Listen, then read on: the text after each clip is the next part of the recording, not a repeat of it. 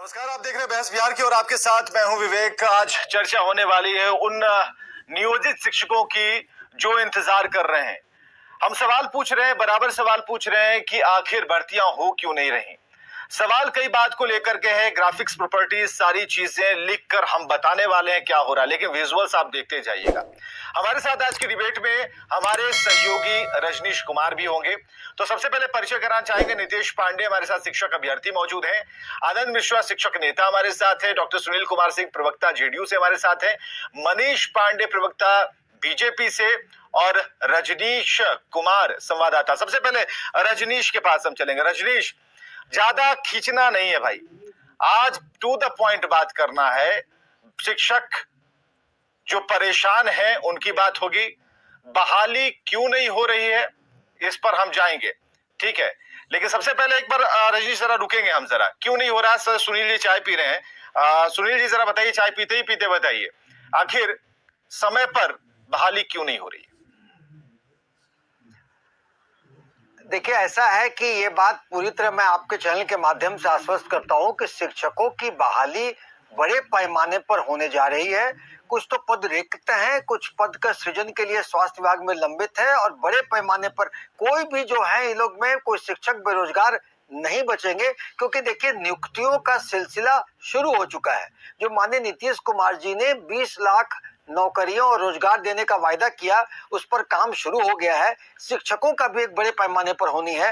अन्य चीजों का आप देख रहे हैं, इंजीनियर का हुआ है, पॉलिटेक्निक में लोगों का हुआ है, टीचर का और अन्य बहालियों का, क्योंकि ये जो मॉडल होगा नौकरी देने का और बेरोजगार दूर करने का मॉडल, हमें लगता है इसी मॉडल पर केंद्र सरकार भी नकल कर रही है और वो भी देखा देखी कर रही है। तो निश्चित ही बेरोजगारी दूर करने की दिशा में सरकार के जो कदम है वो बाकी अन्य विभागों में भी हो रहे हैं, शिक्षकों पे भी हो रहा है। और आप देखे होंगे कि भाई अब पद लंबित है, लाखों शिक्षकों की बहाली होने वाली है। थोड़ा धैर्य धरे, अब धैर्य धरे और उसमें इनका बहाली भी निश्चित होगा। कोई शिक्षक जो अभ्यर्थी हैं वो बेरोजगार नहीं बचेंगे। रजनीश कह रहे हैं सुनील जी कि कोई बेरोजगार नहीं बचेगा, सबकी बहाली हम कर लेंगे, जरा पेच बताइए।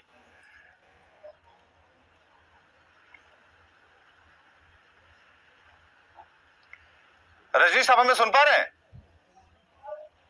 विवेक सवाल दोहराएंगे फिर से। हाँ, सवाल यही है कि इसमें पेच कहाँ है। ये तो कह रहे हैं कि हम करने के लिए तैयार हैं, जल्द कर लेंगे, लेकिन टेंटेटिव जो डेट है वो बता नहीं रहे।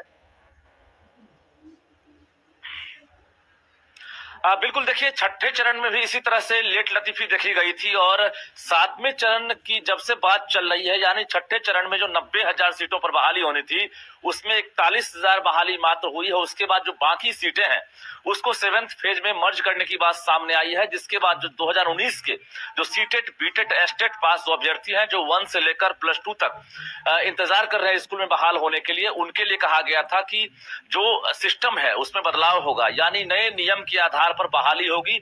यानी छठे चरण से अलग हटकर जो तरीका है वो बदला जाएगा। नियोजन इकाई में सेंट्रलाइज सिस्टम से बहाली होगी और 7th फेज में नई नियमावली जब कैबिनेट में मोहर लगेगी उसके बाद तैयार किया जाएगा। अब इंतजार इस बात की हो रही है कि नई नियमावली जो है उस पर कब मोहर लगेगी, क्योंकि तारीख पर तारीख मिल रही है। अगस्त से जो शिक्षा विभाग के अपर मुख्य सचिव हैं वो ट्वीट करके जानकारी दे रहे हैं कि हम 7वें फेज के जो विज्ञापन है उसको हम जारी करेंगे। लेकिन उसके बाद अब तो यही स्थिति हो गई है, शिक्षा मंत्री हो चंद्रशेखर या फिर अपर मुख्य सचिव दीपक कुमार सिंह, अब अभ्यर्थी तो दूर, मीडिया से ही बातचीत करना नहीं चाहते हैं। बाकी सवालात उनसे आप एक मिनट रुकिएगा सुनील जी, का मुद्दा जैसे ही है, ये क्यों बात नहीं करना चाहते हैं? रजनीश की परेशानी, बिल्कुल रजनीश तो सामने रहते हैं ना, वो घूमते हैं, मंत्रियों के पीछे घूमते हैं कि कोई जवाब देगा, क्यों नहीं बात करना चाहते हैं, क्यों भागते हैं? देखिए, आप अगर संदर्भ देखें तो संदर्भ में लाखों हजार करोड़ राज्य सरकार का केंद्र सरकार को देना देय है और यहाँ पर कोऑपरेटिव फेडरलिज्म है जिसे केंद्र सरकार भेदभाव के तहत पूरी तरह से निभा नहीं पा रही है। इसके बावजूद भी जो हमने वायदे किए हैं वो आंतरिक संसाधनों से भी शिक्षकों को लाखों हजार तनख्वाह दे रहे हैं और आगे 2 लाख से अधिक नियुक्तियों में तनख्वाह देंगे। लेकिन ये बात जो केंद्र सरकार के लोग हैं जो कि बिहार का हक हुकूक नहीं दे रहे हैं, तो और वो जो 2 करोड़ प्रति वर्ष रोजगार का वायदा किए, जो 8 वर्षों में 16 करोड़ के रोजगार के हो गए, उनसे भी कोई पूछे कि भाई तुम्हें क्या, हम तो कर रहे हैं, थोड़ी लेट हो गई, निश्चित हो गई। मैं आपके चैनल के माध्यम से अभ्यर्थियों से कहता हूं कि थोड़ा धैर्य धरे के रखें, नहीं नहीं, तो कैसे कैसे धैर्य धरेंगे? सिलसिला नहीं, कैसे धैर्य धरेंगे? यहाँ पर तो फिर साल जैसे ही बीतेगा, फिर एक नया चरखा सामने आ जाएगा, फिर भीड़ बढ़ जाएगी, और जब भीड़ बढ़ जाएगी आप सेंट्रलाइज कर देंगे, कट ऑफ चला जाएगा, तो पुराने को कौन देखेगा भाई? सवाल तो उनके सामने जायज है, वो तो सोच रहे हैं। देखिए 2 लाख से ज्यादा शिक्षकों की बहाली होने वाली है। इसके अलावा 8,000 कंप्यूटर शिक्षकों की बहाली, और इसी में देखेंगे तो करीब 1 लाख प्राइमरी, करीब 80,000 अपर प्राइमरी और माध्यमिक शिक्षक, सारे शिक्षकों को ले लें तो जो भी ट्रेंड और क्वालिफाइड शिक्षक हैं, कोई भी बेरोजगार नहीं बचेंगे। लेकिन हाँ, आंतरिक संसाधनों से राज्य सरकार अभी तक वेतन दे रही है, इन लोगों को देगी, लेकिन आपके माध्यम से हम केंद्र सरकार वेतन की तो अभी बात ही नहीं हो रही है। नितेश पांडे जी शिक्षक अभ्यर्थी हमारे साथ। नितेश पांडे जी, हम तो 6 महीने वेतन, बिना वेतन को 6 महीने पढ़ाने को तैयार हैं। हमें वेतन नहीं चाहिए। लाइए सुनील जी के साथ। क्वालिटी ऑफ एजुकेशन देखिए मेरा, देखिए ऐसा क्वालिटी ऑफ एजुकेशन देखिए। ऐसा कहना कि ये अगर कोई अभ्यर्थी है, निश्चित ही ये इनका जज्बा को सलाम है, ये कहते हैं बिना वेतन के पढ़ाएंगे, लेकिन ये भी आप देखेंगे तो बिना वेतन के किसी से काम लेना, ये भी कानून संगत नहीं है। अभी संसाधन नहीं है सरकार के पास। कानून से ये मैंने कहा, कानून सरकार के पास संसाधन नहीं, तो हम तैयार हैं मुफ्त विद्या देने के लिए। मैंने कहा कि आंतरिक संसाधन से भी सरकार लाखों शिक्षकों की नियुक्ति कर रही है, जो पाइपलाइन में है। कर रही है, पेपर में मई से ही हो रही है सर, पेपर में मई से ही बहाली हो रही है। थोड़ा सा आप धैर्य रखें, नौकरी देने की गाड़ी चल पड़ी है। 3 साल से धैर्य रखें सर, नौकरी देने की गाड़ी चल पड़ी है। नहीं वही नहीं, हम एक चीज और पूछे आपसे कि पुराने वाले शिक्षा मंत्री जी झूठे हैं या नए वाले?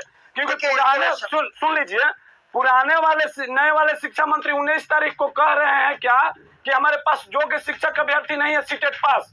और ये देखिए सदन में विजय कुमार चौधरी जी, पुराने वाले शिक्षा मंत्री, बोले हैं कि हमारे पास पर्याप्त मात्रा में शिक्षक अभ्यर्थी हैं।